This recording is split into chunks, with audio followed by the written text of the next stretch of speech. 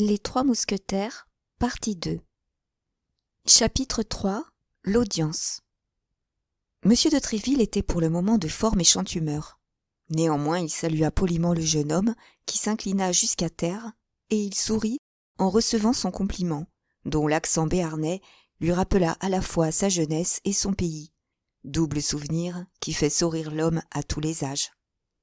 Mais, se rapprochant presque aussitôt de l'antichambre, et faisant à D'Artagnan un signe de la main, comme pour lui demander la permission d'en finir avec les autres avant de commencer avec lui, il appela 3 fois, en grossissant la voix à chaque fois, de sorte qu'il parcourut tous les tons intervallaires entre l'accent impératif et l'accent irrité.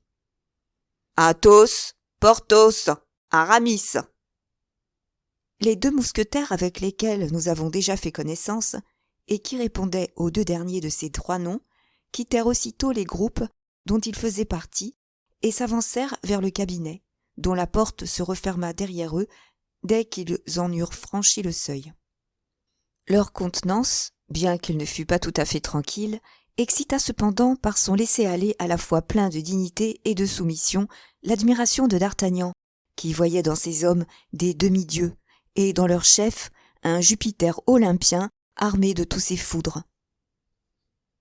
Quand les 2 mousquetaires furent entrés, quand la porte fut refermée derrière eux, quand le murmure bourdonnant de l'antichambre, auquel l'appel qui venait d'être fait avait sans doute donné un nouvel aliment, eut recommencé, quand enfin M. de Tréville eut 3 ou 4 fois arpenté, silencieux et le sourcil froncé, toute la longueur de son cabinet, passant chaque fois devant Porthos et Aramis, roide et muet comme à la parade, il s'arrêta tout à coup en face d'eux et les couvrant des pieds à la tête d'un regard irrité. « Savez-vous ce que m'a dit le roi ?» s'écria-t-il. « Et cela pas plus tard qu'hier au soir. »« Le savez-vous, messieurs ?» ?»« Non, » répondirent après un instant de silence les 2 mousquetaires. « Non, monsieur, nous l'ignorons. »« Mais j'espère que vous nous ferez l'honneur de nous le dire, » ajouta Aramis de son ton le plus poli et avec la plus gracieuse révérence. « Il m'a dit qu'il recruterait désormais ses mousquetaires parmi les gardes de monsieur le cardinal. »« Parmi les gardes de monsieur le cardinal ? Et pourquoi cela ?» demanda vivement Porthos. « Parce qu'il voyait bien que sa piquette avait besoin d'être ragaillardie par un mélange de bon vin. » Les 2 mousquetaires rougirent jusqu'au blanc des yeux. D'Artagnan ne savait où il en était et eût voulu être à 100 pieds sous terre. « Oui, oui, » continua M. de Tréville en s'animant, « oui, et sa majesté avait raison, car, sur mon honneur, il est vrai que les mousquetaires font triste figure à la cour.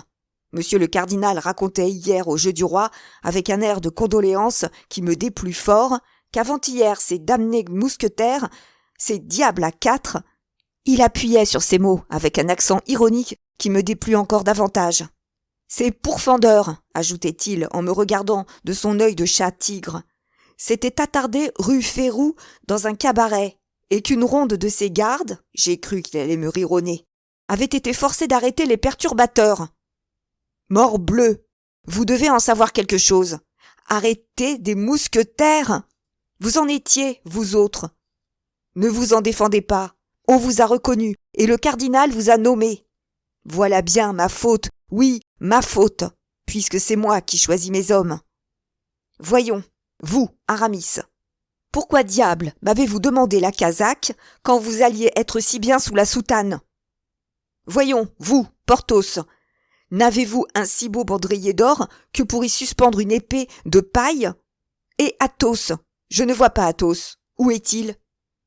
Monsieur, répondit tristement Aramis, il est malade, fort malade. Malade? Fort malade, dites-vous? Et de quelle maladie? On craint que ce ne soit de la petite vérole, monsieur, répondit Porthos, voulant mêler à son tour un mot à la conversation, et ce qui serait fâcheux, en ce que, très certainement, cela gâterait son visage. De la petite vérole, voilà encore une glorieuse histoire que vous me contez là, Porthos. Malade de la petite vérole, à son âge? Non pas. Mais blessé sans doute, tué peut-être. Ah, si je le savais. Sang Dieu, messieurs les mousquetaires, je n'entends pas que l'on hante ainsi les mauvais lieux, qu'on se prenne de querelles dans la rue, et qu'on joue de l'épée dans les carrefours. Je ne veux pas, enfin, qu'on prête à rire aux gardes de monsieur le cardinal, qui sont de braves gens, tranquilles, adroits, qui ne se mettent jamais dans le cas d'être arrêtés, et qui, d'ailleurs, ne se laisseraient pas arrêter, eux. J'en suis sûr. Ils aimeraient mieux mourir sur la place que de faire un pas en arrière. Se sauver, détaler, fuir, c'est bon pour les mousquetaires du roi, ceux-là. Porthos et Aramis frémissaient de rage. Ils auraient volontiers étranglé M. de Tréville, si au fond de tout cela, ils n'avaient pas senti que c'était le grand amour qu'il leur portait qui le faisait leur parler ainsi. Ils frappaient le tapis du pied, se mordaient les lèvres jusqu'au sang et serraient de toute leur force la garde de leur épée. Au dehors, on avait entendu appeler, comme nous l'avons dit, Athos, Porthos et Aramis, et l'on avait deviné, à l'accent de la voix de M. de Tréville, qu'il était parfaitement en colère. 10 têtes curieuses étaient appuyées à la tapisserie et pâlissaient de fureur, car leurs oreilles collées à la porte ne perdaient pas une syllabe de ce qui se disait, tandis que leurs bouches répétaient au fur et à mesure les paroles insultantes du capitaine à toute la population de l'antichambre. En un instant, depuis la porte du cabinet jusqu'à la porte de la rue, tout l'hôtel fut en ébullition. « Ah, les mousquetaires du roi se font arrêter par les gardes de monsieur le cardinal !» continua M. de Tréville, aussi furieux à l'intérieur que ses soldats, mais saccadant ses paroles et les plongeant une à une, pour ainsi dire, et comme autant de coups de stylet dans la poitrine de ses auditeurs. « Ah, 6 gardes de son éminence arrêtent 6 mousquetaires de sa majesté. Morbleu, j'ai pris mon parti. Je vais de ce pas au Louvre. Je donne ma démission de capitaine des mousquetaires du roi pour demander une lieutenance dans les gardes du cardinal.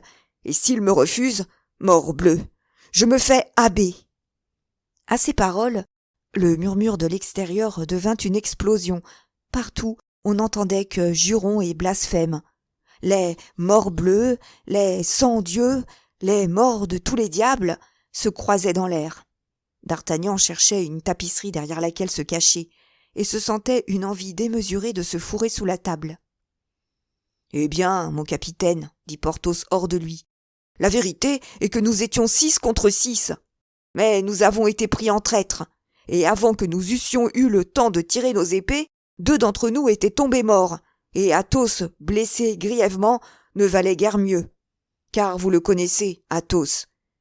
Eh bien, capitaine, il a essayé de se relever 2 fois, et il est retombé 2 fois. Cependant, nous ne nous sommes pas rendus, non. L'on nous a entraînés de force.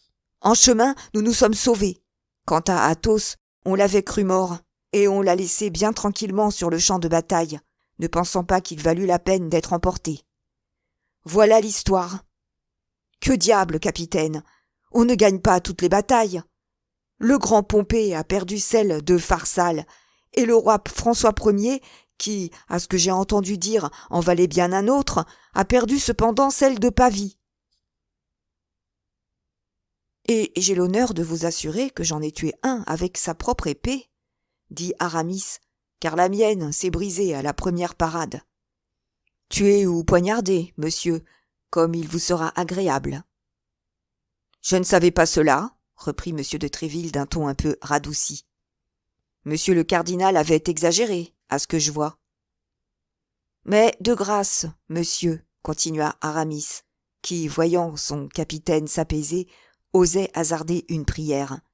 De grâce, monsieur, ne dites pas qu'Athos lui-même est blessé. Il serait au désespoir que cela parvint aux oreilles du roi, et comme la blessure est des plus graves, attendu qu'après avoir traversé l'épaule, elle pénètre dans la poitrine, il serait à craindre.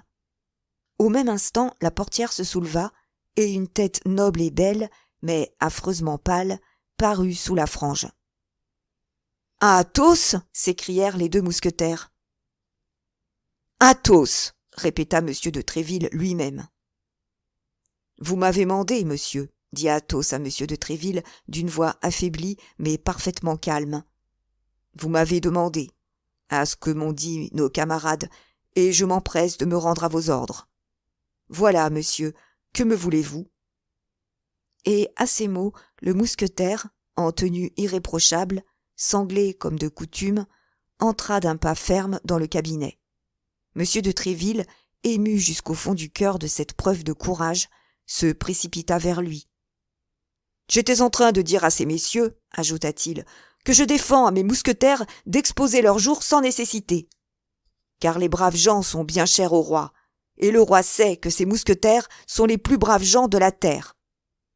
Votre main, Athos. » Et sans attendre que le nouveau venu répondît de lui-même à cette preuve d'affection, M. de Tréville saisissait sa main droite et la lui serrait de toutes ses forces, sans s'apercevoir qu'Athos, quel que fût son empire sur lui-même, laissait échapper un mouvement de douleur et pâlissait encore, ce que l'on aurait pu croire impossible. La porte était restée entr'ouverte. Tant l'arrivée d'Athos, dont, malgré le secret gardé, la blessure était connue de tous, avait produit de sensations. Un brouhaha de satisfaction accueillit les derniers mots du capitaine, et 2 ou 3 têtes entraînées par l'enthousiasme apparurent par les ouvertures de la tapisserie. Sans doute M. de Tréville allait réprimer par de vives paroles cette infraction aux lois de l'étiquette, lorsqu'il sentit tout à coup la main d'Athos se crisper dans la sienne, et qu'en portant les yeux sur lui, il s'aperçut qu'il allait s'évanouir.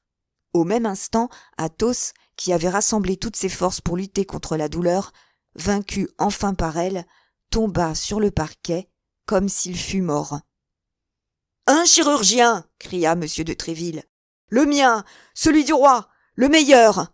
Un chirurgien, ou, sans Dieu, mon brave Athos va trépasser !» Au cri de M. de Tréville, tout le monde se précipita dans son cabinet sans qu'il songeât à enfermer la porte à personne, chacun s'empressant autour du blessé. Mais tout cet empressement eût été inutile si le docteur demandé ne se fût trouvé dans l'hôtel même. Il fendit la foule, s'approcha d'Athos toujours évanoui, et, comme tout ce bruit et tout ce mouvement le gênaient fort, il demanda comme première chose, et comme la plus urgente, que le mousquetaire fût emporté dans une chambre voisine. Aussitôt M. de Tréville ouvrit une porte et montra le chemin à Porthos et à Aramis, qui emportèrent leurs camarades dans leurs bras. Derrière ce groupe marchait le chirurgien, et derrière le chirurgien, la porte se referma. Alors le cabinet de M. de Tréville, ce lieu ordinairement si respecté, devint momentanément une succursale de l'antichambre. Chacun discourait, pérorait, parlait haut, jurant, sacrant, donnant le cardinal et ses gardes à tous les diables. Un instant après, Porthos et Aramis rentrèrent. Le chirurgien et M. de Tréville, seuls, étaient restés près du blessé. Enfin, M. de Tréville rentra à son tour. Le blessé avait repris connaissance. Le chirurgien déclarait que l'état du mousquetaire n'avait rien qui pût inquiéter ses amis, sa faiblesse ayant été purement et simplement occasionnée par la perte de son sang. Puis M. de Tréville fit un signe de la main, et chacun se retira, excepté d'Artagnan, qui n'oubliait point qu'il avait audience et qui, avec sa ténacité de Gascon, était demeuré à la même place. Lorsque tout le monde fut sorti et que la porte fut refermée, M. de Tréville se retourna et se trouva seul avec le jeune homme. L'événement qui venait d'arriver lui avait quelque peu fait perdre le fil de ses idées. Il s'informa de ce que lui voulait l'obstiné solliciteur. D'Artagnan alors se nomma, et M. de Tréville, se rappelant d'un seul coup tous ses souvenirs du présent et du passé, se trouva au courant de sa situation. « Pardon, lui dit-il en souriant. « Pardon, mon cher compatriote, mais je vous avais parfaitement oublié. Que voulez-vous ? Un capitaine n'est rien qu'un père de famille chargé d'une plus grande responsabilité qu'un père de famille ordinaire. Les soldats sont de grands enfants, mais comme je tiens à ce que les ordres du roi, et surtout ceux de monsieur le cardinal, soient exécutés. » D'Artagnan ne put dissimuler un sourire. À ce sourire, M. de Tréville jugea qu'il n'avait point affaire à un sot, et venant droit au fait, tout en changeant de conversation, « J'ai beaucoup aimé monsieur votre père, dit-il. Que puis-je faire pour son fils ? Hâtez-vous, mon temps n'est pas à moi. » Monsieur, dit d'Artagnan, en quittant Tarbes et en venant ici, je me proposais de vous demander, en souvenir de cette amitié dont vous n'avez pas perdu mémoire, une casaque de mousquetaire. Mais, après tout ce que je vois depuis 2 heures, je comprends qu'une telle faveur serait énorme, et je tremble de ne point la mériter. »« C'est une faveur, en effet, jeune homme, » répondit M. de Tréville, « mais elle peut ne pas être si fort au-dessus de vous que vous le croyez, ou que vous avez l'air de le croire. Toutefois, une décision de Sa Majesté a prévu ce cas, et je vous annonce avec regret qu'on ne reçoit personne, mousquetaire, avant l'épreuve préalable de quelque campagne, de certaines actions d'éclat, ou d'un service de 2 ans dans quelque autre régiment moins favorisé que le nôtre. » D'Artagnan s'inclina sans rien répondre.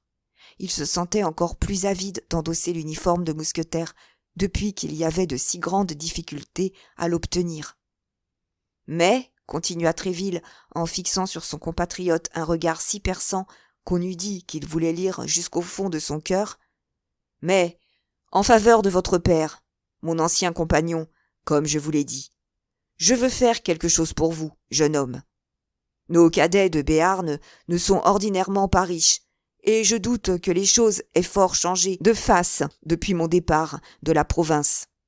Vous ne devez donc pas avoir de trop, pour vivre, de l'argent que vous avez apporté avec vous. » D'Artagnan se redressa d'un air fier, qui voulait dire qu'il ne demandait l'aumône à personne.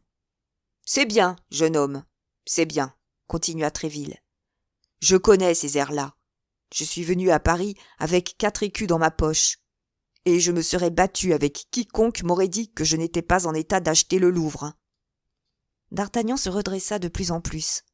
Grâce à la vente de son cheval, il commençait sa carrière avec 4 écus de plus que M. de Tréville n'avait commencé la sienne.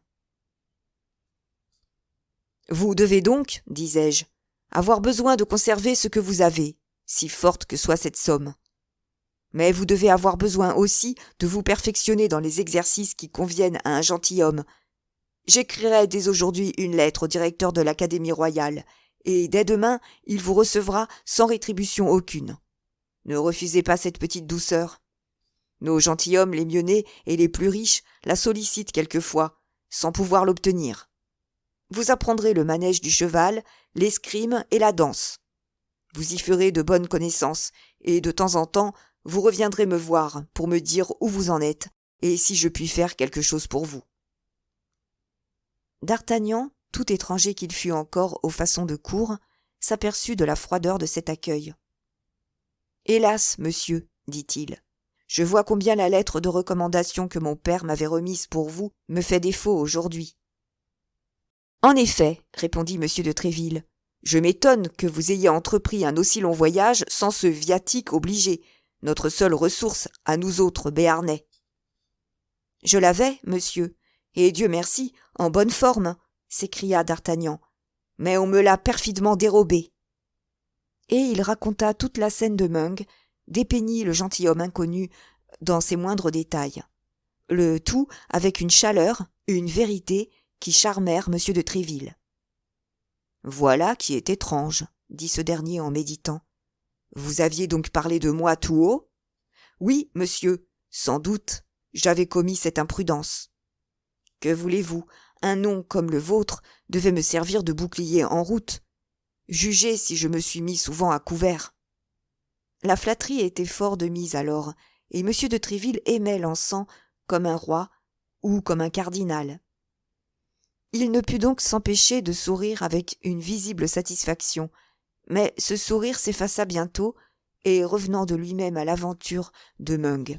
« Dites-moi, continua-t-il, ce gentilhomme n'avait-il pas une légère cicatrice à la tempe ? » ?»« Oui, comme le feraient les raflures d'une balle. »« N'était-ce pas un homme de belle mine ? » ?»« Oui. »« De haute taille ? » ?»« Oui. »« Pâle de teint et brun de poil ? » ?»« Oui, oui, c'est cela.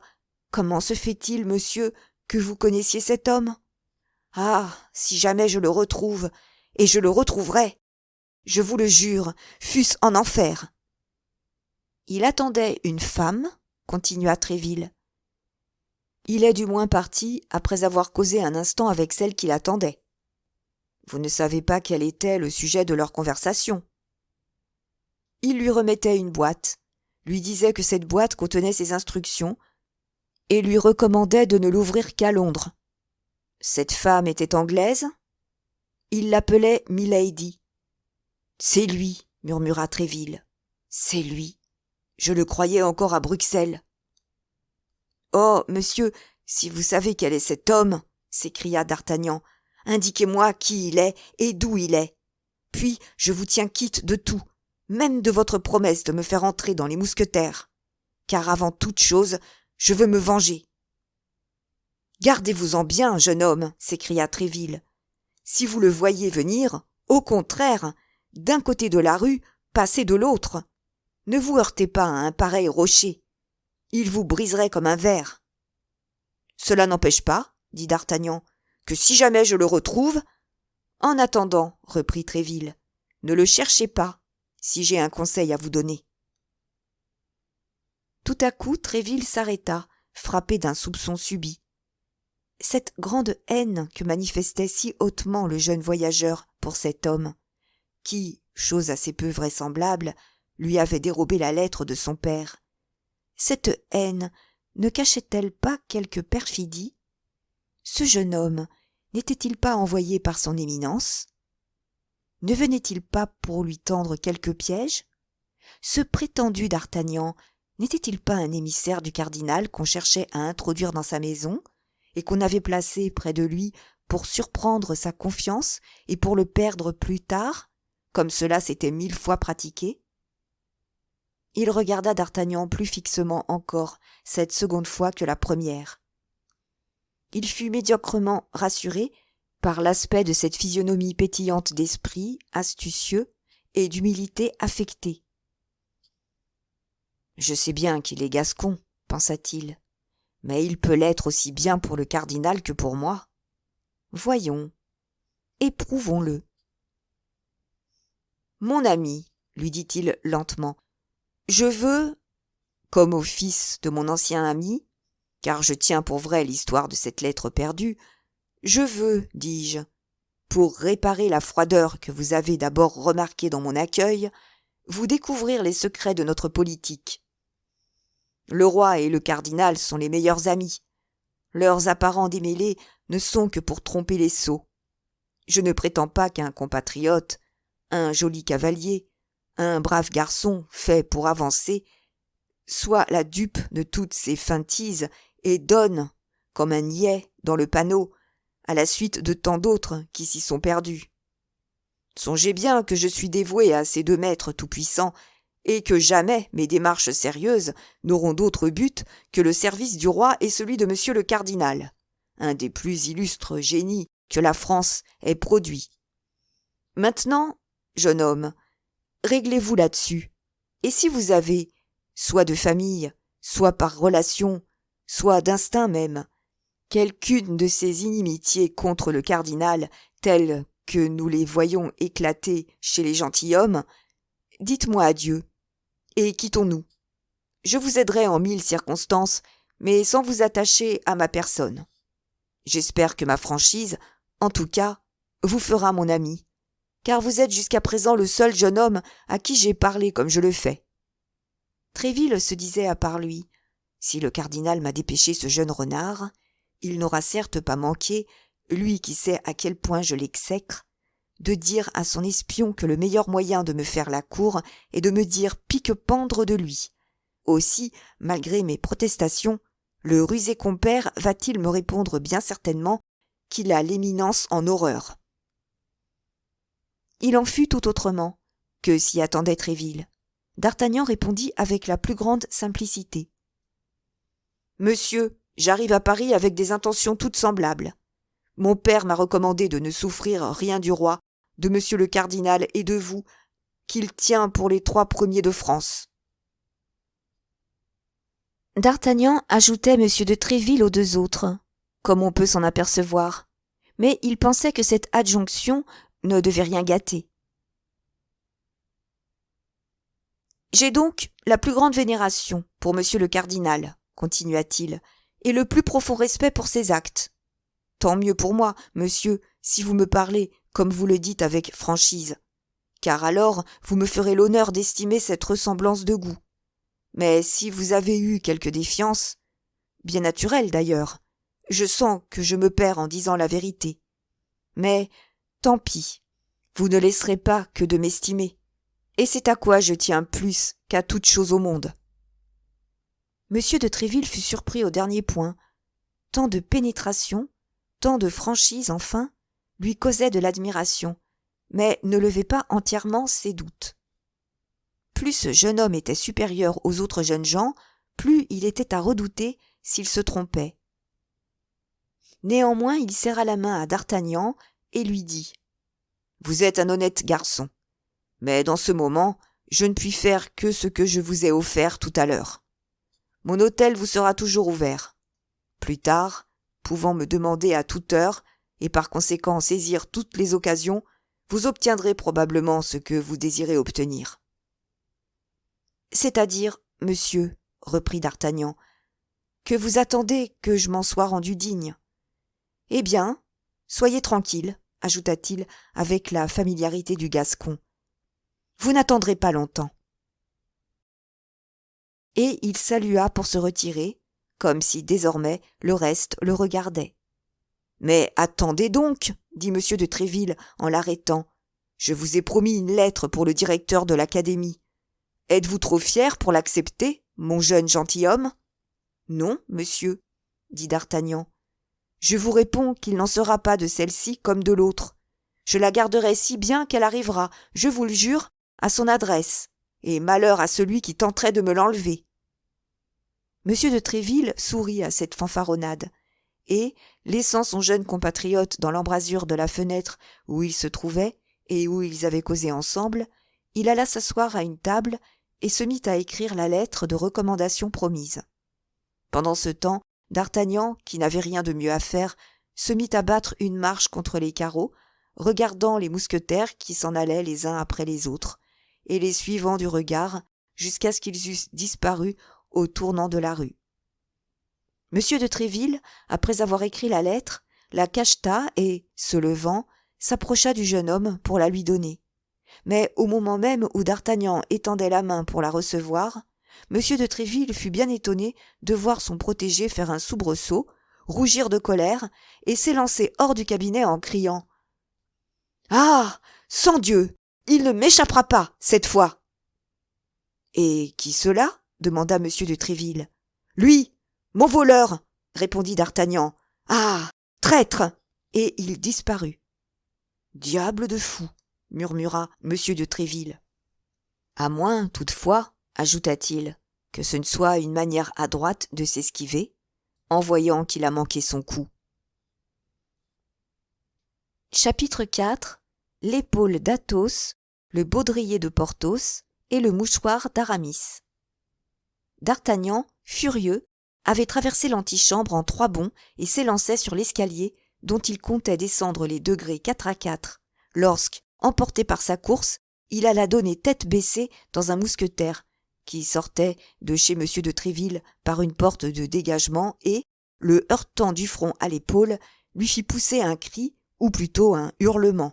« Excusez-moi, dit d'Artagnan, essayant de reprendre sa course. « Excusez-moi, mais je suis pressé. » À peine avait-il descendu le premier escalier qu'un poignet de fer le saisit par son écharpe et l'arrêta. « Vous êtes pressé ?» s'écria le mousquetaire, pâle comme un linceul. « Sous ce prétexte, vous me heurtez, vous dites. »« Excusez-moi. Et vous croyez que cela suffit ? » ?»« Pas tout à fait, mon jeune homme. Croyez-vous, parce que vous avez entendu M. de Tréville nous parler un peu cavalièrement, aujourd'hui, que l'on peut nous traiter comme il nous parle ? Détrompez-vous, compagnon. Vous n'êtes pas M. de Tréville, vous. »« Ma foi, répliqua d'Artagnan, qui reconnut Athos, lequel, après le pansement opéré par le docteur, regagnait son appartement. « Ma foi, je ne l'ai pas fait exprès. J'ai dit « Excusez-moi ». Il me semble donc que c'est assez. Je vous répète cependant, et cette fois c'est trop peut-être, parole d'honneur.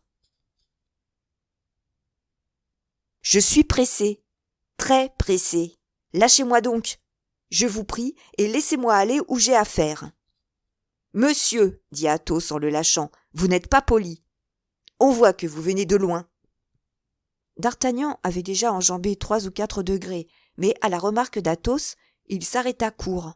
« Morbleu, monsieur, dit-il, de si loin que je vienne, ce n'est pas vous qui me donnerez une leçon de belle manière, je vous préviens. »« Peut-être, dit Athos. »« Ah, si je n'étais pas si pressé, s'écria d'Artagnan, et si je ne courais pas après quelqu'un. »« Monsieur l'homme pressé, vous me trouverez sans courir. Moi, entendez-vous ? » ?»« Et où cela, s'il vous plaît ? » ?»« Près des Carmes Deschaux. »« À quelle heure ? » ?»« Vers midi. »« Vers midi, c'est bien, j'y serai. » « Tâchez de ne pas me faire attendre, car à 12:15, je vous préviens que c'est moi qui courrai après vous et vous couperai les oreilles à la course. »« Bon, lui cria d'Artagnan, on y sera à 12 moins 10 minutes. » Et il se mit à courir comme si le diable l'emportait, espérant retrouver encore son inconnu, que son pas tranquille ne devait pas avoir conduit bien loin. Mais, à la porte de la rue, causait Porthos avec un soldat aux gardes. Entre les deux causeurs, il y avait juste l'espace d'un homme. D'Artagnan crut que cet espace lui suffirait, et il s'élança pour passer comme une flèche entre deux. Mais d'Artagnan avait compté sans le vent. Comme il allait passer, le vent s'engouffra dans le long manteau de Porthos, et d'Artagnan vint donner droit dans le manteau. Sans doute, Porthos avait des raisons de ne pas abandonner cette partie essentielle de son vêtement, car, au lieu de laisser aller le pan qu'il tenait, il tira à lui, de sorte que d'Artagnan s'enroula dans le velours par un mouvement de rotation qu'explique la résistance de l'obstiné Porthos. D'Artagnan, entendant jurer le mousquetaire, voulut sortir de dessous le manteau qui l'aveuglait, et chercha son chemin dans le pli. Il redoutait surtout d'avoir porté atteinte à la fraîcheur du magnifique baudrier que nous connaissons. Mais, en ouvrant timidement les yeux, il se trouva le nez collé entre les deux épaules de Porthos, c'est-à-dire précisément sur le baudrier. Hélas, comme la plupart des choses de ce monde qui n'ont pour elles que l'apparence, le baudrier était d'or par devant et de simples buffles par derrière. Porthos, en vrai glorieux qu'il était, ne pouvant avoir un baudrier d'or tout entier, en avait au moins la moitié. On comprenait dès lors la nécessité du rhume et l'urgence du manteau. « Vertu bleue !» cria Porthos, faisant tous ses efforts pour se débarrasser de d'Artagnan qui lui grouillait dans le dos. « Vous êtes donc enragé de vous jeter comme cela sur les gens ?»« Excusez-moi, dit d'Artagnan, reparaissant sous l'épaule du géant, mais je suis très pressé. Je cours après quelqu'un et... »« Est-ce que vous oubliez vos yeux quand vous courez, par hasard ?» demanda Porthos. « Non, répondit d'Artagnan piqué. « Non, et grâce à mes yeux, je vois même ce que ne voient pas les autres. » Porthos comprit, ou ne comprit pas. Toujours est-il que, se laissant aller à sa colère, « Monsieur, dit-il, vous vous ferez étriller, je vous en préviens, si vous vous frottez ainsi au mousquetaire. »« Étriller, monsieur, dit d'Artagnan, le mot est dur. C'est celui qui convient à un homme habitué à regarder en face ses ennemis. »« Ah, pardieu, je sais bien que vous ne tournez pas le dos aux vôtres, vous. » Et le jeune homme, enchanté de son espièglerie, s'éloigna en riant à gorge déployée. Porthos écuma de rage et fit un mouvement pour se précipiter sur d'Artagnan. « plus tard, lui cria celui-ci, quand vous n'aurez plus votre manteau. »« À 1h donc, derrière le Luxembourg. »« Très bien, à 1h, répondit d'Artagnan en tournant l'angle de la rue. Mais ni dans la rue qu'il venait de parcourir, ni dans celle qu'il embrassait maintenant du regard, il ne vit personne. Si doucement qu'eût marché l'inconnu, il avait gagné du chemin. Peut-être aussi était-il entré dans quelque maison. D'Artagnan s'informa de lui à tous ceux qu'il rencontra, descendit jusqu'au bac, remonta par la rue de Seine et la Croix-Rouge. Mais rien, absolument rien. Cependant, cette course lui fut profitable en ce sens qu'à mesure que la sueur inondait son front, son cœur se refroidissait. Il se mit alors à réfléchir sur les événements qui venaient de se passer. Ils étaient nombreux et néfastes. Il était 11h du matin à peine, et déjà la matinée lui avait apporté la disgrâce de M. de Tréville, qui ne pouvait manquer de trouver un peu cavalière la façon dont d'Artagnan l'avait quitté. En outre, il avait ramassé 2 bons duels avec 2 hommes capables de tuer chacun 3 d'Artagnan, avec 2 mousquetaires enfin, c'est-à-dire avec 2 de ces êtres qu'il estimait si fort qu'il les mettait, dans sa pensée et dans son cœur, au-dessus de tous les autres hommes. La conjecture était triste. Sûr d'être tué par Athos, on comprend que le jeune homme ne s'inquiétait pas beaucoup de Porthos. Pourtant, comme l'espérance est la dernière chose qui s'éteint dans le cœur de l'homme, il en arriva à espérer qu'il pourrait survivre, avec des blessures terribles, bien entendu, à ces 2 duels, et, en cas de survivance, il se fit pour l'avenir les réprimandes suivantes. « Quel écervelé je fais! Et quel butor je suis! Ce brave et malheureux Athos était blessé juste à l'épaule contre laquelle je m'en vais, moi, donner de la tête comme un bélier. La seule chose qui m'étonne, c'est qu'il ne m'ait pas tué roide. Il en avait le droit, et la douleur que je lui ai causée a dû être atroce. Quant à Porthos, ma foi, c'est plus drôle. » Et malgré lui, le jeune homme se mit à rire, tout en regardant néanmoins si ce rire isolé, et sans cause aux yeux de ceux qui le voyaient rire, n'allait pas blesser quelques passants. « Quant à Porthos, c'est plus drôle. Mais je n'en suis pas moins un misérable étourdi. Se jette-t-on ainsi sur les gens sans dire gare? Non. Et va-t-on leur regarder sous le manteau pour y voir ce qui n'y est pas? Il m'eût pardonné bien certainement. Il m'eût pardonné si je n'eusse pas été lui parler de ce maudit baudrier, à mots couverts, c'est vrai. Oui, couverts joliment. Ah, maudit Gascon que je suis. Je ferais de l'esprit dans la poêle à frire. Allons, D'Artagnan, mon ami, continua-t-il, se parlant à lui-même avec toute l'aménité qu'il croyait se devoir. Si tu en réchappes, ce qui n'est pas probable, il s'agit d'être à l'avenir d'une politesse parfaite. Désormais, il faut qu'on t'admire, qu'on te cite comme modèle. Être prévenant et poli, ce n'est pas être lâche. Regardez plutôt Aramis. Aramis, c'est la douceur, c'est la grâce en personne. Eh bien, personne s'est-il jamais avisé de dire qu'Aramis était un lâche? Non, bien certainement, et désormais, je veux en tout point me modeler sur lui. Ah, justement, le voici. D'Artagnan, tout en marchant et en monologuant, était arrivé à quelques pas de l'hôtel d'Aiguillon, et devant cet hôtel, il avait aperçu Aramis causant gaiement avec 3 gentilshommes des gardes du roi. De son côté, Aramis aperçut d'Artagnan, mais comme il n'oubliait point que c'était devant ce jeune homme que M. de Tréville s'était si fort emporté le matin, et qu'un témoin des reproches que les mousquetaires avaient reçus ne lui était d'aucune façon agréable, il fit semblant de ne pas le voir. D'Artagnan, tout entier au contraire à ses plans de conciliation et de courtoisie, s'approcha des 4 jeunes gens en leur faisant un grand salut accompagné du plus gracieux sourire. Aramis inclina légèrement la tête, mais ne sourit point. Tous 4, au reste, interrompirent à l'instant même leur conversation. D'Artagnan n'était pas assez niais pour ne point s'apercevoir qu'il était de trop, mais il n'était pas encore assez rompu aux façons du beau monde pour se tirer galamment d'une situation fausse comme l'est, en général, celle d'un homme qui est venu se mêler à des gens qu'il connaît à peine et à une conversation qui ne le regarde pas. Il cherchait donc en lui-même un moyen de faire sa retraite le moins gauchement possible, lorsqu'il remarqua qu'Aramis avait laissé tomber son mouchoir et, par mégarde sans doute, avait mis le pied dessus. Le moment lui parut arrivé de réparer son inconvenance. Il se baissa, et de l'air le plus gracieux qu'il put trouver, il tira le mouchoir de dessous le pied du mousquetaire. Quelque effort que celui-ci fit pour le retenir, et lui dit en le lui remettant: « Je crois, monsieur, que voici un mouchoir que vous seriez fâché de perdre. » Le mouchoir était en effet richement brodé et portait une couronne et des armes à l'un de ses coins. Aramis rougit excessivement et arracha plutôt qu'il ne prit le mouchoir des mains du Gascon. « Ah! Ah! S'écria un des gardes. « Diras-tu encore, discret Aramis, que tu es mal avec madame de Bois Tracy, quand cette gracieuse dame a l'obligeance de te prêter ses mouchoirs ?»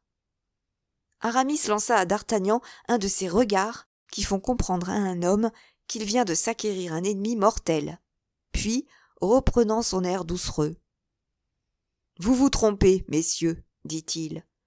Ce mouchoir n'est pas à moi. Et je ne sais pourquoi monsieur a eu la fantaisie de me le remettre plutôt qu'à l'un de vous. Et la preuve de ce que je dis, c'est que voici le mien dans ma poche. » À ces mots, il tira son propre mouchoir fort élégant aussi, et de fine batiste, quoique la batiste fût chère à cette époque, mais mouchoir sans broderie, sans armes et orné d'un seul chiffre, celui de son propriétaire. Cette fois, d'Artagnan ne souffla pas mot, il avait reconnu sa bévue. Mais les amis d'Aramis ne se laissèrent pas convaincre par ces dénégations, et l'un d'eux, s'adressant au jeune mousquetaire, avec un sérieux affecté. « Si cela était, dit-il, ainsi que tu le prétends, je serais forcé, mon cher Aramis, de te le redemander. Car, comme tu le sais, Bois-Tracy est de mes intimes, et je ne veux pas qu'on fasse trophée des effets de sa femme. »« Tu demandes cela mal, » répondit Aramis. « Et tout en reconnaissant la justesse de ta réclamation, quant au fond, je refuserais à cause de la forme. »« Le fait est, » hasarda timidement d'Artagnan, « que je n'ai pas vu sortir le mouchoir de la poche de monsieur Aramis. Il avait le pied dessus, voilà tout, et j'ai pensé que, puisqu'il avait le pied dessus, le mouchoir était à lui. »« Et vous vous êtes trompé, mon cher monsieur, » répondit froidement Aramis, peu sensible à la réparation. Puis, se retournant vers celui des gardes qui s'était déclaré l'ami de Bois-Tracy, « D'ailleurs, continua-t-il, je réfléchis, mon cher intime de Bois-Tracy, que je suis son ami non moins tendre que tu peux l'être toi-même. De sorte qu'à la rigueur, ce mouchoir peut aussi bien être sorti de ta poche que de la mienne. »« Non, sur mon honneur !» s'écria le garde de sa majesté. « Tu vas jurer sur ton honneur et moi sur ma parole, et alors il y aura évidemment un de nous deux qui mentira. Tiens, faisons mieux, Montaran. Prenons-en chacun la moitié. »« Du mouchoir ? » ?»« Oui. » « Parfaitement, s'écrièrent les deux autres gardes. Le jugement du roi Salomon. Décidément, Aramis, tu es plein de sagesse. Les jeunes gens éclatèrent de rire, et, comme on le pense bien, l'affaire n'eut pas d'autre suite. Au bout d'un instant, la conversation cessa, et les trois gardes et le mousquetaire, après s'être cordialement serré la main, tirèrent, les trois gardes de leur côté et Aramis du sien. « Voilà le moment de faire ma paix avec ce galant homme, » se dit à part lui d'Artagnan, qui s'était tenu un peu à l'écart pendant toute la dernière partie de cette conversation. Et, sur ce bon sentiment, se rapprochant d'Aramis, qui s'éloignait sans faire autrement attention à lui. « Monsieur, lui dit-il, vous m'excuserez, je l'espère. »« Ah, monsieur, interrompit Aramis, permettez-moi de vous faire observer que vous n'avez point agi en cette circonstance comme un galant homme le devrait faire. »« Quoi, monsieur ?» s'écria d'Artagnan. « Vous supposez ?»« Je suppose, monsieur, que vous n'êtes pas un sot, et que vous savez bien, quoique, arrivant de Gascogne, qu'on ne marche pas sans cause sur les mouchoirs de poche. Que diable ! Paris n'est point pavé en batiste. »« Monsieur, vous avez tort de chercher à m'humilier, » dit d'Artagnan, chez qui le naturel querelleur commençait à parler plus haut que les résolutions pacifiques. « Je suis de Gascogne, c'est vrai, et puisque vous le savez, je n'aurai pas besoin de vous dire que les Gascons sont peu endurants, de sorte que, lorsqu'ils se sont excusés une fois, fût-ce d'une sottise, ils sont convaincus qu'ils ont déjà fait moitié plus qu'ils ne devaient faire. »« Monsieur, ce que je vous en dis, » répondit Aramis, « n'est point pour vous chercher une querelle. Dieu merci, je ne suis pas un spadassin, et n'étant mousquetaire que par intérim, je ne me bats que lorsque j'y suis forcé, et toujours avec une grande répugnance. Mais cette fois, l'affaire est grave, car voici une dame compromise par vous. »« Par nous, c'est-à-dire » s'écria d'Artagnan. « Pourquoi avez-vous eu la maladresse de me rendre le mouchoir ? Pourquoi avez-vous eu celle de le laisser tomber ? J'ai dit et je répète, monsieur, que ce mouchoir n'est point sorti de ma poche. Eh bien, vous en avez menti 2 fois, monsieur, car je l'en ai vu sortir, moi. Ah, vous le prenez sur ce ton, monsieur le Gascon ? Eh bien, je vous apprendrai à vivre. Et moi, je vous renverrai à votre messe, monsieur l'abbé. Dégainez, s'il vous plaît, et à l'instant même. Non pas, s'il vous plaît, mon bel ami. Non, pas ici, du moins. Ne voyez-vous pas que nous sommes en face de l'hôtel d'Aiguillon, lequel est plein de créatures du cardinal? Qui me dit que ce n'est pas son éminence qui vous a chargé de lui procurer ma tête? Or, j'y tiens ridiculement à ma tête, attendu qu'elle me semble aller assez correctement à mes épaules.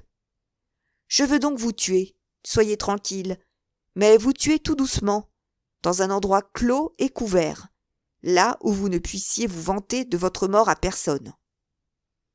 Je le veux bien, mais ne vous y fiez pas, et emportez votre mouchoir, qu'il vous appartienne ou non. Peut-être aurez-vous l'occasion de vous en servir. Monsieur est gascon? Demanda Aramis. Oui, monsieur ne remet pas un rendez-vous par prudence?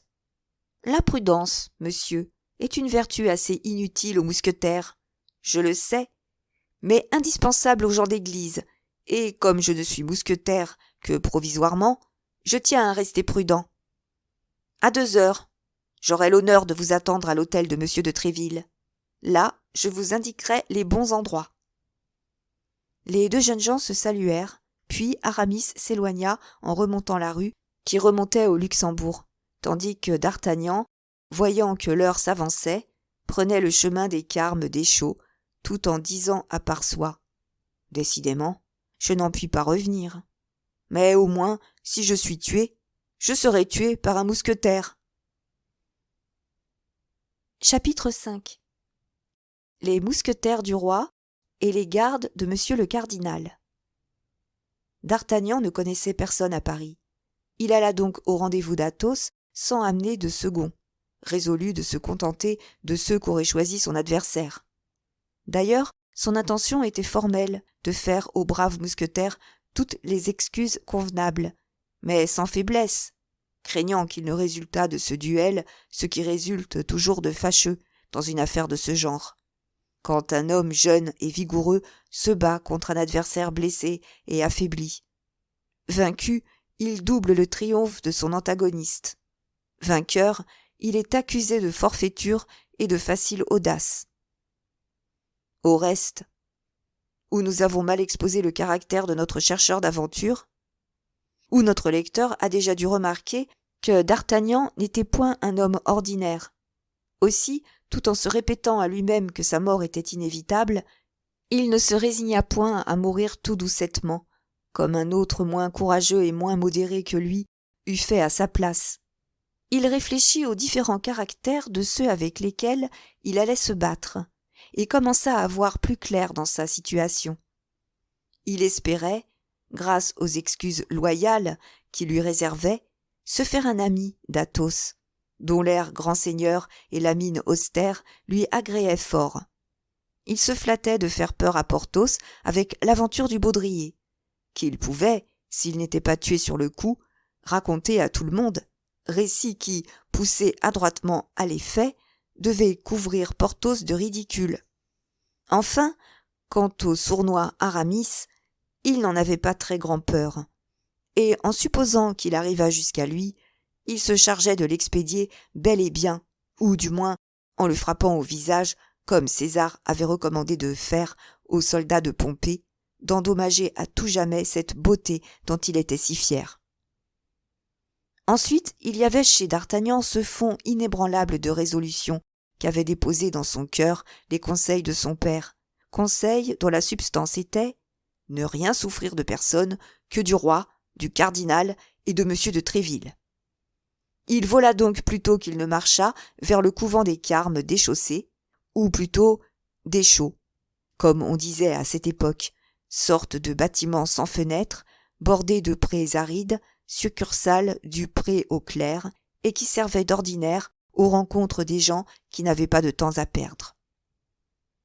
Lorsque d'Artagnan arriva en vue du petit terrain vague qui s'étendait au pied de ce monastère, Athos attendait depuis 5 minutes seulement, et midi sonnait. Il était donc ponctuel comme la Samaritaine, et le plus rigoureux casuiste à l'égard des duels n'avait rien à dire. Athos, qui souffrait toujours cruellement de sa blessure, quoiqu'elle eût été pansée à neuf par le chirurgien de M. de Tréville, s'était assis sur une borne et attendait son adversaire avec cette contenance paisible et cet air digne qui ne l'abandonnait jamais. À l'aspect de d'Artagnan, il se leva et fit poliment quelques pas au-devant de lui. Celui-ci, de son côté, n'aborda son adversaire que le chapeau à la main et sa plume traînant jusqu'à terre. « Monsieur, dit Athos, j'ai fait prévenir 2 de mes amis qui me serviront de seconds. Mais ces 2 amis ne sont point encore arrivés. Je m'étonne qu'ils tardent. Ce n'est pas leur habitude. »« Je n'ai pas de second, moi, monsieur, dit d'Artagnan, car, arrivé d'hier seulement à Paris, je n'y connais encore personne que M. de Tréville, auquel j'ai été recommandé par mon père, qui a l'honneur d'être quelque peu de ses amis. » Athos réfléchit un instant. « Vous ne connaissez que M. de Tréville ? demanda-t-il. « Oui, monsieur, je ne connais que lui. »« Ah, ça ? Mais, continua Athos, parlant moitié à lui-même, moitié à d'Artagnan, « Ah, ça, mais si je vous tue, j'aurai l'air d'un mangeur d'enfants, moi. »« Pas trop, monsieur, répondit d'Artagnan avec un salut qui ne manquait pas de dignité. Pas trop, puisque vous me faites l'honneur de tirer l'épée contre moi avec une blessure dont vous devez être fort incommodé. Très incommodé, sur ma parole. Et vous m'avez fait un mal du diable, je dois le dire. Mais je prendrai la main gauche, c'est mon habitude en pareille circonstance. Ne croyez donc pas que je vous fasse une grâce. Je tire proprement des 2 mains. Et il y aura même des avantages pour vous. Un gaucher est très gênant pour les gens qui ne sont pas prévenus. Je regrette de ne pas vous avoir fait part plus tôt de cette circonstance. Vous êtes vraiment, monsieur, dit d'Artagnan en s'inclinant de nouveau, d'une courtoisie dont je vous suis on ne peut plus reconnaissant. Vous me rendez confus, répondit Athos avec son air de gentilhomme. Causons donc d'autre chose, je vous prie, à moins que cela ne vous soit désagréable. Ah, sangbleu, que vous m'avez fait mal. L'épaule me brûle. Si vous vouliez permettre, dit d'Artagnan avec timidité. Quoi, monsieur?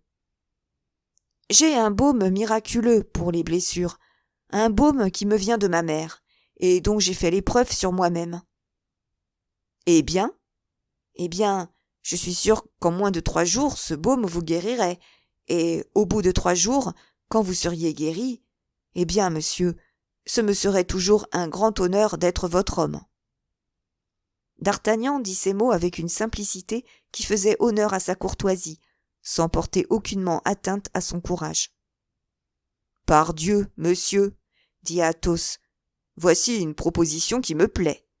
Non pas que je l'accepte, mais elle sent son gentilhomme d'une lieue.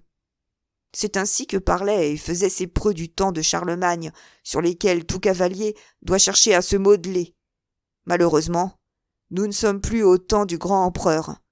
Nous sommes au temps de monsieur le cardinal, et d'ici à 3 jours on saurait, si bien gardé que soit le secret, on saurait, dis-je, que nous devons nous battre, et l'on s'opposerait à notre combat. Ah ça, mais ces flâneurs ne viendront donc pas? Si vous êtes pressé, monsieur, dit d'Artagnan à Athos, avec la même simplicité qu'un instant auparavant il lui avait proposé de remettre le duel à 3 jours. Si vous êtes pressé, et qu'il vous plaise de m'expédier tout de suite, ne vous gênez pas, je vous en prie. Voilà encore un mot qui me plaît, dit Athos en faisant un gracieux signe de tête à d'Artagnan. Il n'est point d'un homme sans cervelle, et il est à coup sûr d'un homme de cœur. Monsieur, j'aime les hommes de votre trempe, et je vois que si nous ne nous tuons pas l'un l'autre, j'aurai plus tard un vrai plaisir dans votre conversation. Attendons ces messieurs. Je vous prie, j'ai tout le temps, et cela sera plus correct. Ah, en voici un, je crois. En effet, au bout de la rue de Vaugirard, commençait à apparaître le gigantesque Porthos.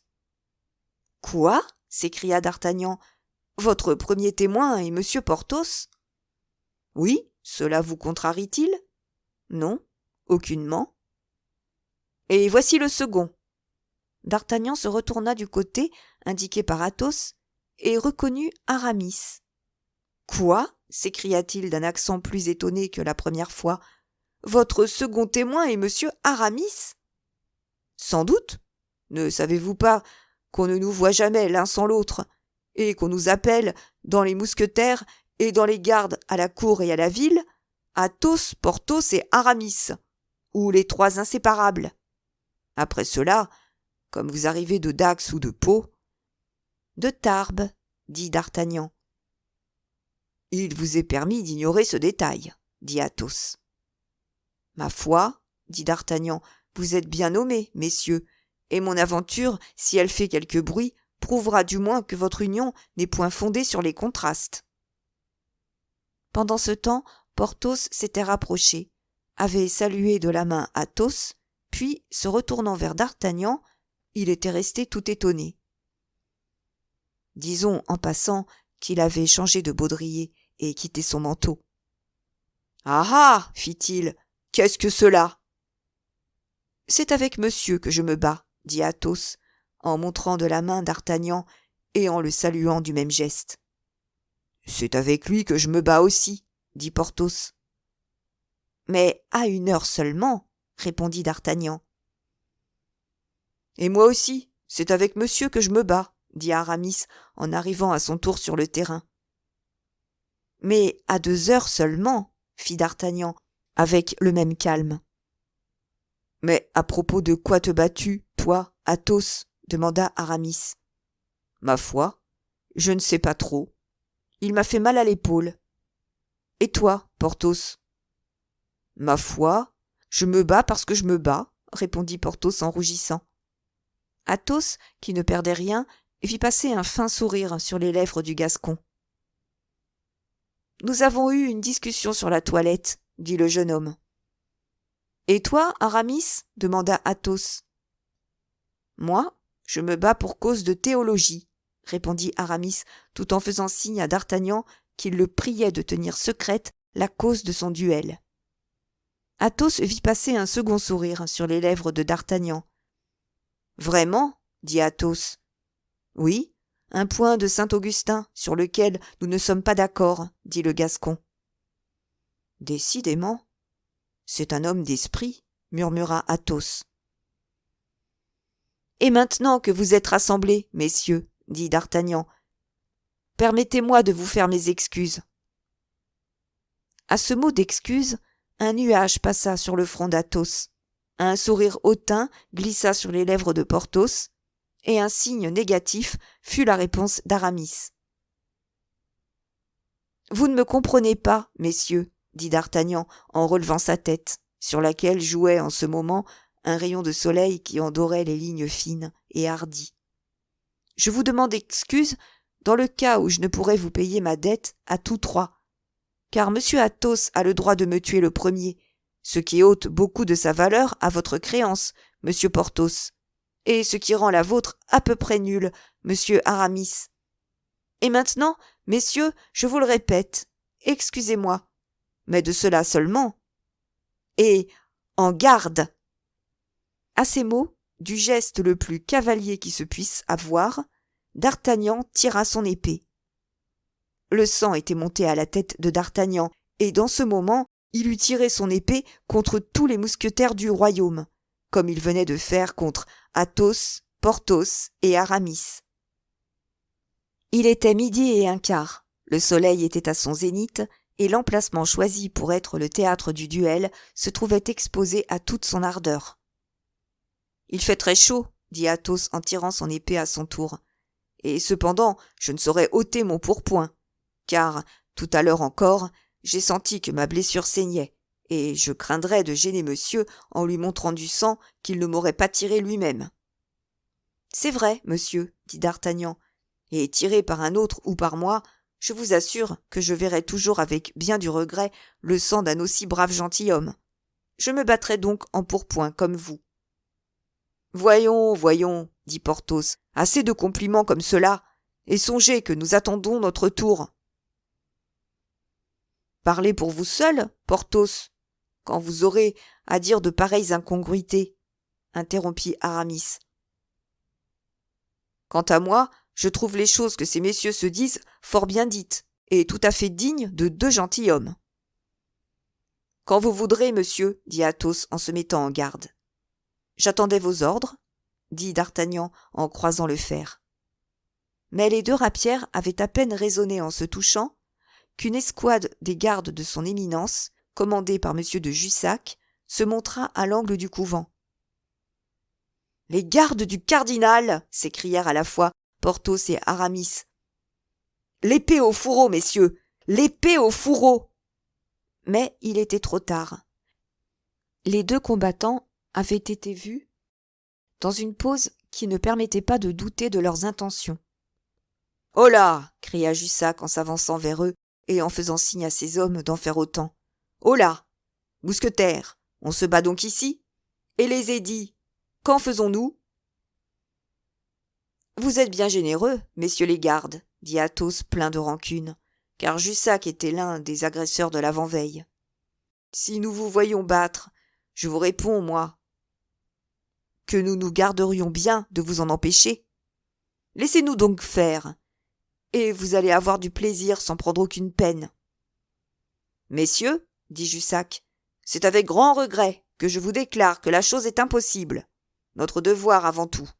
Rengainez donc, s'il vous plaît, et nous suivez. »« Monsieur, » dit Aramis, parodiant Jussac, « ce serait avec un grand plaisir que nous obéirions à votre gracieuse invitation, si cela dépendait de nous.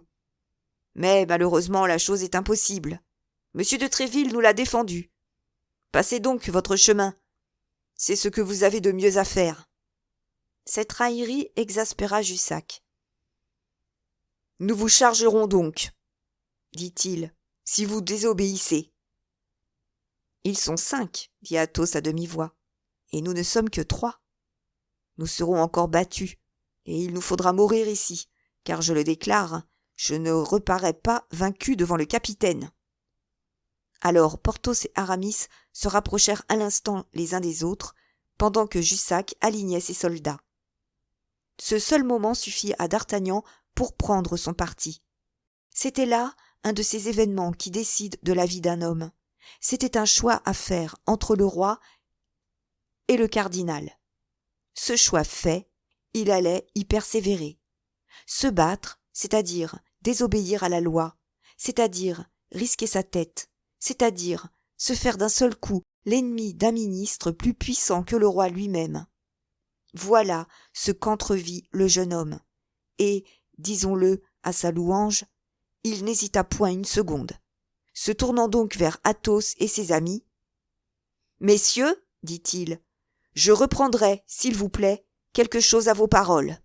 Vous avez dit que vous n'étiez que 3, mais il me semble, à moi, que nous sommes 4. »« Mais vous n'êtes pas des nôtres, dit Porthos. »« C'est vrai, répondit d'Artagnan. Je n'ai pas l'habit, mais j'ai l'âme. Mon cœur est mousquetaire, je le sens bien, monsieur, et cela m'entraîne. »« Écartez-vous, jeune homme !» cria Jussac, qui, sans doute, à ses gestes et à l'expression de son visage, avait deviné le dessein de d'Artagnan. « Vous pouvez vous retirer, nous y consentons. Sauvez votre peau, allez vite !» D'Artagnan ne bougea point. « Décidément, vous êtes un joli garçon, » dit Athos en serrant la main du jeune homme. « Allons, allons, prenons un parti, » reprit Jussac. « Voyons, dirent Porthos et Aramis, faisons quelque chose. »« Monsieur est plein de générosité, » dit Athos. Mais tous trois pensaient à la jeunesse de d'Artagnan et redoutaient son inexpérience. « Nous ne serons que 3, dont un blessé plus un enfant, » reprit Athos, « et l'on n'en dira pas moins que nous étions 4 hommes. »« Oui, mais reculez, » dit Porthos. « C'est difficile, » reprit Athos. D'Artagnan comprit leur irrésolution. « Messieurs, essayez-moi toujours, dit-il, et je vous jure sur l'honneur que je ne veux pas m'en aller d'ici si nous sommes vaincus. »« Comment vous appelle-t-on, mon brave ?» dit Athos. « D'Artagnan, monsieur. »« Eh bien, Athos, Porthos, Aramis et d'Artagnan, en avant !» cria Athos. Eh bien, voyons, messieurs, vous décidez-vous à vous décider cria pour la 3e fois Jussac. C'est fait, messieurs, dit Athos. Et quel parti prenez-vous demanda Jussac. Nous allons avoir l'honneur de vous charger, répondit Aramis en levant son chapeau d'une main et tirant son épée de l'autre. Ah, vous résistez s'écria Jussac. Sans Dieu, cela vous étonne? Et les 9 combattants se précipitèrent les uns sur les autres avec une furie qui n'excluait pas une certaine méthode. Athos prit un certain Cahusac, favori du cardinal. Porthos eut Biscarat, et Aramis se vit en face de 2 adversaires. Quant à D'Artagnan, il se trouva lancé contre Jussac lui-même. Le cœur du jeune Gascon battait à lui briser la poitrine, non pas de peur, Dieu merci. Il n'en avait pas l'ombre, mais d'émulation. Il se battait comme un tigre, en fureur, tournant 10 fois autour de son adversaire, changeant 20 fois ses gardes et son terrain. Jussac était, comme on le disait alors, friand de la lame, et avait fort pratiqué. Cependant, il avait toutes les peines du monde à se défendre contre un adversaire qui, agile et bondissant, s'écartait à tout moment des règles reçues, attaquant de tous côtés à la fois, et tout cela en parant en homme qui a le plus grand respect pour son épiderme. Enfin cette lutte finit par faire perdre patience à Jussac. Furieux d'être tenu en échec par celui qui l'avait regardé comme un enfant, il s'échauffa et commença à faire des fautes. D'Artagnan qui, à défaut de la pratique, avait une profonde théorie, redoubla d'agilité. Jussac, voulant en finir, porta un coup terrible à son adversaire en se fendant à fond. Mais celui-ci para prime, et tandis que Jussac se relevait, se glissant comme un serpent sous son fer, il lui passa son épée au travers du corps. Jussac tomba comme une masse. D'Artagnan jeta alors un coup d'œil inquiet et rapide sur le champ de bataille. Aramis avait déjà tué un de ses adversaires, mais l'autre le pressait vivement. Cependant, Aramis était en bonne situation et pouvait encore se défendre. Biscarat et Porthos venaient de faire coup fourré. Porthos avait reçu un coup d'épée au travers du bras, et Biscarat au travers de la cuisse. Mais comme ni l'une ni l'autre des 2 blessures n'était grave, ils ne s'en escrimaient qu'avec plus d'acharnement. Athos, blessé de nouveau par Cahusac, pâlissait à vue d'œil, mais il ne reculait pas d'une semelle. Il avait seulement changé son épée de main et se battait de la main gauche. D'Artagnan, selon les lois du duel de cette époque, pouvait secourir quelqu'un. Pendant qu'il cherchait du regard celui de ses compagnons qui avaient besoin de son aide, il surprit un coup d'œil d'Athos. Ce coup d'œil était d'une éloquence sublime. Athos serait mort plutôt que d'appeler au secours, mais il pouvait regarder, et du regard demander un appui. D'Artagnan le devina, fit un bond terrible et tomba sur le flanc de Cahusac en criant « À moi, monsieur le garde, je vous tue !» Cahusac se retourna. Il était temps. Athos, que son extrême courage soutenait seul, tomba sur un genou. « Sang Dieu !» criait-il à D'Artagnan. « Ne le tuez pas, jeune homme, je vous en prie. J'ai une vieille affaire à terminer avec lui, quand je serai guéri et bien portant. Désarmez-le seulement. Liez-lui l'épée. C'est cela. Bien, très bien. » Cette exclamation était arrachée à Athos par l'épée de Cahusac qui sautait à 20 pas de lui. D'Artagnan et Cahusac s'élancèrent ensemble, l'un pour la ressaisir, l'autre pour s'en emparer, mais D'Artagnan, plus leste, arriva le premier et mit le pied dessus. Cahusac courut à celui des gardes qui avait tué Aramis, s'empara de sa rapière et voulut revenir à D'Artagnan, mais sur son chemin, il rencontra Athos qui, pendant cette pause d'un instant que lui avait procuré D'Artagnan, avait repris haleine, et qui, de crainte que D'Artagnan ne lui tuât son ennemi, voulait recommencer le combat. D'Artagnan comprit que ce serait désobliger Athos que de ne pas le laisser faire. En effet, quelques secondes après, Cahusac tomba la gorge traversée d'un coup d'épée. Au même instant, Aramis appuyait son épée contre la poitrine de son adversaire renversé et le forçait à demander merci. Restaient Porthos et Biscarat. Porthos faisait 1000 fanfaronnades, demandant à Biscarat quelle heure il pouvait bien être, et lui faisait ses compliments sur la compagnie que venait d'obtenir son frère dans le régiment de Navarre. Mais tout en raillant, il ne gagnait rien. Biscarat était un de ces hommes de fer qui ne tombent que morts. Cependant, il fallait en finir. Le guet pouvait arriver et prendre tous les combattants, blessés ou non, royalistes ou cardinalistes. Athos, Aramis et d'Artagnan entourèrent Biscarat et le sommèrent de se rendre. Quoique seul contre tous, et avec un coup d'épée qui lui traversait la cuisse, Biscarat voulait tenir, mais Jussac, qui s'était élevé sur son coude, lui cria de se rendre. Biscarat était un Gascon comme d'Artagnan. Il fit la sourde oreille et se contenta de rire, et entre deux parades, trouvant le temps de désigner du bout de son épée une place à terre, « Ici, dit-il, parodiant un verset de la Bible, « ici mourra Biscarat, seul de ceux qui sont avec lui. » « Mais ils sont 4 contre toi. Finis-en, je te l'ordonne. »« Ah, si tu l'ordonnes, c'est autre chose, » dit Biscarat. « Comme tu es mon brigadier, je dois obéir. » Et, faisant un bond en arrière, il cassa son épée sur son genou pour ne pas la rendre, en jeta les morceaux par-dessus le mur du couvent et se croisa les bras en sifflant un air cardinaliste. La bravoure est toujours respectée, même dans un ennemi. Les mousquetaires saluèrent Biscarat de leurs épées et les remirent au fourreau. D'Artagnan en fit autant. Puis, aidé de Biscarat, le seul qui fût resté debout, il porta sous le porche du couvent Jussac, Cahusac et celui des adversaires d'Aramis, qui n'était que blessé. Le 4e, comme nous l'avons dit, était mort. Puis ils sonnèrent la cloche, et emportant 4 épées sur 5, ils s'acheminèrent ivres de joie vers l'hôtel de M. de Tréville.